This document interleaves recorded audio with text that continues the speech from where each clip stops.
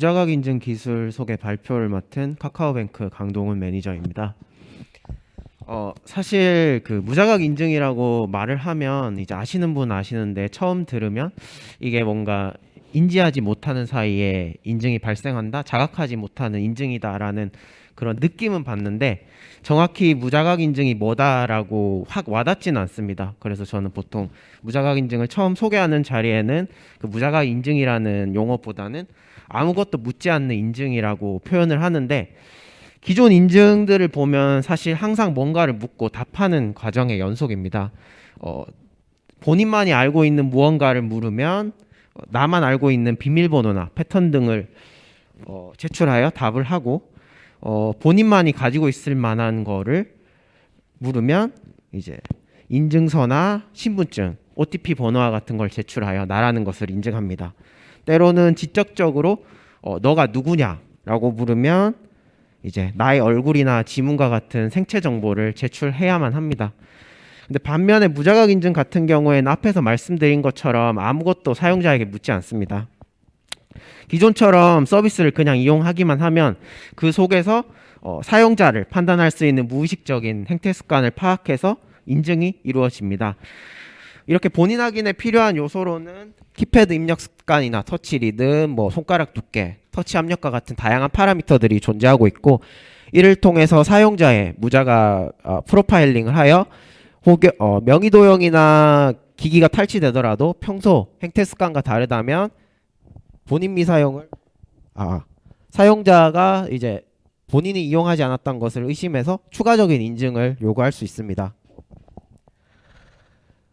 입력 습관 외에도 사실 앱 설치 목록이나 사용 시간대, 이동 패턴과 같은 컨텍스트 정보를 활용하거나 디바이스를 들고 이동하는 과정에서 파악 가능한 보행 패턴, 그리고 디바이스를 사용하면서 확인 가능한 얼굴의 부분 요소들, 그 다음에 상대방과의 그 자연스러운 통화 속에서의 확인 가능한 목소리 특징점 등을 이제 무자각 인증 요소로 활용할 수 있는데, 이 중에서 카카오뱅크는 현재 입력 습관을 기반으로 한 인증이 도입된 상태입니다. 입력 습관 기반의 무자각 인증은 사실 해외에서는 Behavioral Biometrics라는 이름으로 하나의 인증 수단으로 활용되고 있는데, 특히 해외 금융사들은 적극 활용하고 있습니다.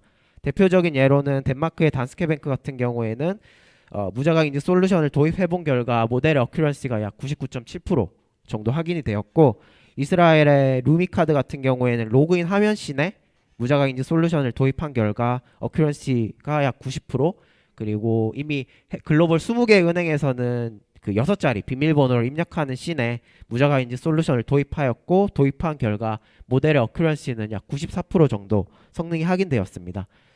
이 해외 사례에 대해 조금 구체적인 예를 보여드리면, 이렇게 입력하는 이체할 곳을 정하고 이체 입력을 적고 입체 조교를 적고, 그 다음에 최종적으로 이 오른쪽 슬라이드 행위를 유도하는데, 이 슬라이드하는 행위가 평소 프로파일링 되어 있는 습관과 유사도가 낮다면 추가적인 인증을 요구하고 있습니다.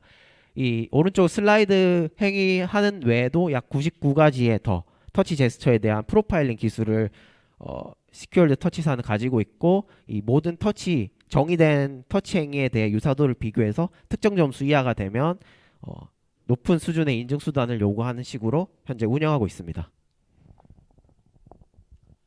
사실 이러한 무자각 인증이 하루아침에 이루어진 건 아니고 2012년부터 이제 터치하는 행위나 그런 습관들로 본인을 확인할 수 있을까에 대한 연구들은 계속 진행되었고, 연구 결과가 발표되었는데, 사실 논문상에서는 실험군이 되게 작기도 하고, 실험 환경 자체가 동일한 기기를 써야 한다, 동일한 키보드를 써야 한다, 그러한 제약 조건이 많은 상태였습니다. 하지만 최근에는 이제 6자리 비밀번호, 핀 입력 번호, 랜덤한 비밀번호를 입력하는 습관이 이제 본인 여부를 판별하는데 유의하다라는 연구가 확인되었고, 이제 저희 카카오뱅크에서도 그 진짜 비밀번호를 입력하는 습관만으로 고객을 구분할 수 있을까에 대한 연구를 진행을 했었고, 가장 먼저 터치를 입력하는 좌표 데이터와 터치 시간 데이터를 기반으로 무자각 인증 모델 연구를 진행했었습니다. 먼저 터치 좌표 데이터 같은 경우에는 이제 각 좌표에 대한 XY 좌표, 극좌표, 이제 터치 좌표 사이의 거리와 같은 이제 로우 데이터를 기반으로 무자각 인증 모델에 본인인지 아닌지를 판단하는데 유의한 파라미터들을 생성하는데 사용하였고요.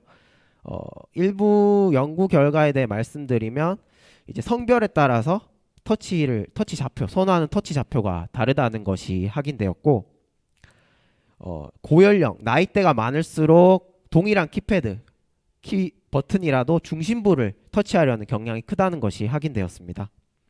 이 외에도 키패드 위치에 따라 개인별로 무의식적으로 선호하게 되는 터치 좌표가 다르다는 것이 확인되었습니다.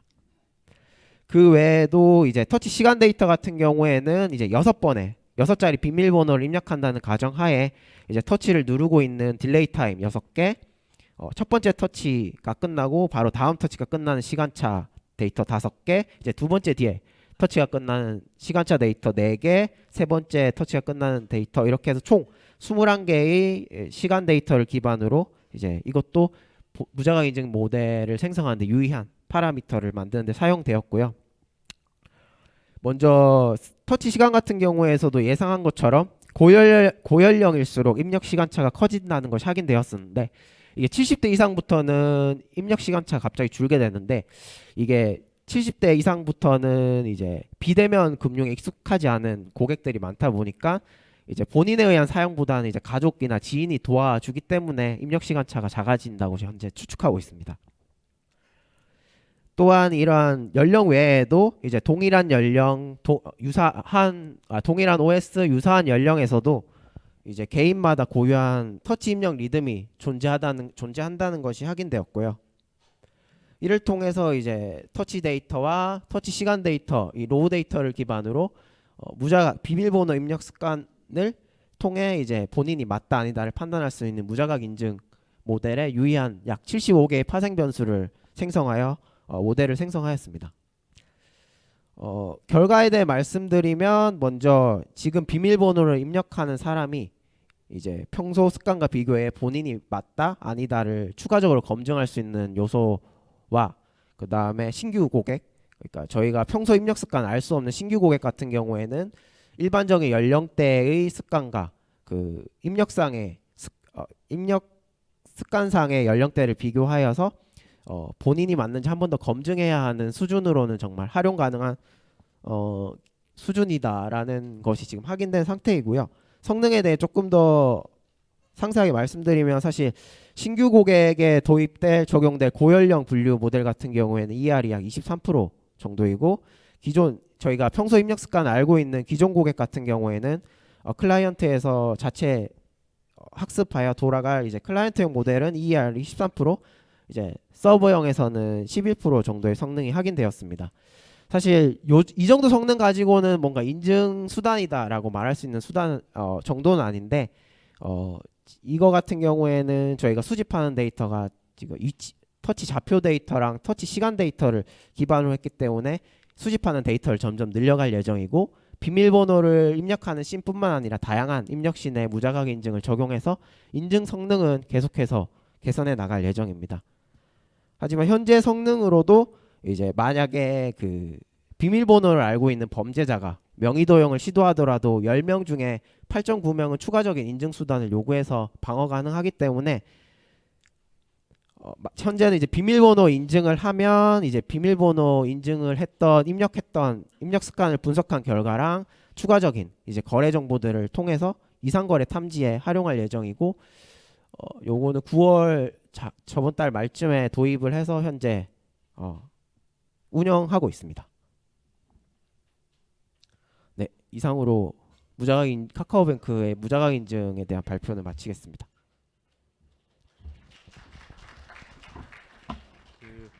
행동 패턴과 생체 정보를 활용한 무자각 인증에 대해서 알아보았습니다. 혹시 질문이 있으신 분들이 있으면 질문 부탁드리겠습니다.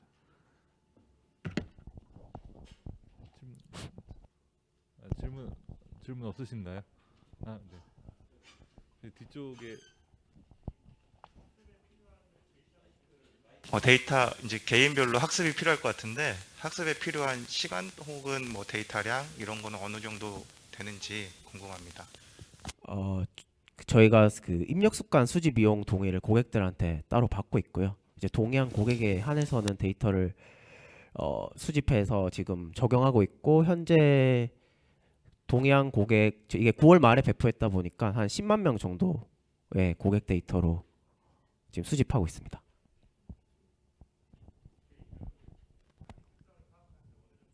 아, 정확한 그 모델 성능은 한 3회에서 4회 정도의 입력 습관만 있으면 소개드렸던 모델의 성능으로 나옵니다.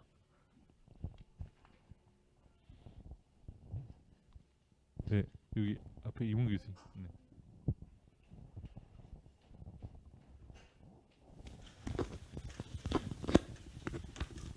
그 사용자별로 그러면 그 패턴을 그 학습된 패턴을 로컬에다가 저장하는 건가요? 아니면 서버가 가지고 있는 건가요? 그러니까 판단을 어디서 하는 거예요? 판단은 로컬에서 하고 있습니다. 아, 그럼 로컬에 자기에 관한 그 특성 정보들이 저장이 되어 있고 지금 입력하는 것과 비교해서 판단된 결과가 됐다 안 됐다로 서버로 넘어가고 이렇게 되는 네, 거예요? 위험도 점수만 저희가 받고 있고 직접적으로 이 고객이 위험도 점수만 받고 있습니다. 그러면 혹시 그 로컬에 있는 정보가 유출이 되거나 했을 때 그게 혹시 다르게 악용될 수 있는 소지가 있지 않나요? 저희가 로컬에 따로 저장은 하지 않고 그 학습된 결과만 하고 있기 때문에 또한 이게 저희가 그 단순 처리 다 암호화나 그런 걸 처리하고 있어가지고 이걸 본다고 흉내 낸다고 해서 습관을 흉내하긴 쉽지 않아서 그러니까 그 부분은 추출된 특징을 암호화해서 로컬에 저장한다 이렇게 이해하면 될까요? 네네 맞습니다. 아, 예, 감사합니다. 네. 아, 네.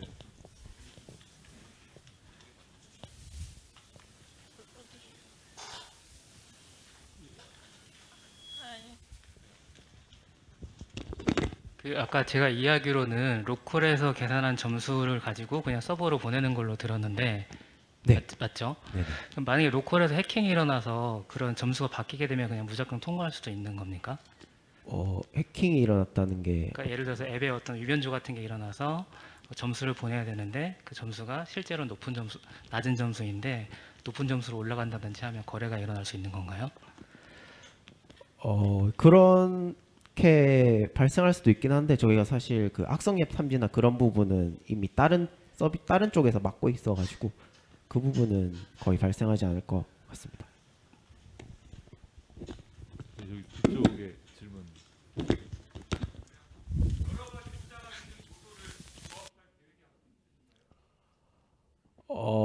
큰 그림으로 봤을 때는 이제 요소를 활용할 계획이긴 한데 요게 이제 개인정보 수집 이슈나 그런 것들이 맞물려 있기 때문에 좀 그런 법무 검토나 통해서 진행을 해야 될 것 같습니다.